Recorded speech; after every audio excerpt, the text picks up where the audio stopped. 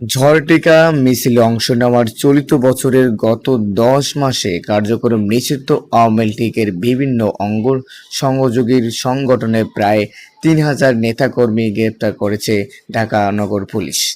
আজ শুক্রবার বিকেলে রাজধানীর মেট্রো রোডের ডিএমপি মিডিয়া সেন্টারে এক সংবাদ সম্মেলনে ঢাকা মহানগর পুলিশ গণমাধ্যমে ও জনসংযোগ বিভিন্ন উপকমিশনার মোহাম্মদ তালেবুর রহমান এই তথ্য জানান।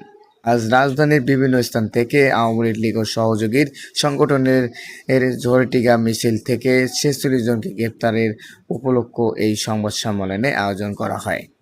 সংবাদ সম্মেলনে তালেবুর রহমান বলেন, চলিত বছরের ঢাকায় বিভিন্ন স্থান থেকে কার্যক্রম নিষিদ্ধ আওয়ামী লীগ ও সহযোগী সংগঠনের প্রায় ৩,০০০ নেতাকর্মীকে গ্রেপ্তার করা হয়েছে ঢাকা মহানগর পুলিশ।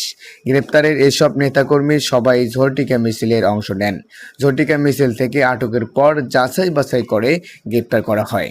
শুক্রবার রাজধানীর ৬০টি স্থান থেকে ৪৬ জনকে গ্রেপ্তার করার উল্লেখ করে তালেবুর রহমান বলেন, এর মধ্যে শেরেবাংলা নগর থানার এলাকা থেকে ১৮ জন, বিজয়নগর থেকে ১৩ জন, খেলক্ষেত থেকে ৪ জন, উত্তরা ৯ নম্বর সেক্টর থেকে ২ জন, বারডা থেকে ৩ জন, বনানী থেকে ৩ জন ও তেজগাঁ থেকে ৩ জন গ্রেপ্তার করা হয়েছে।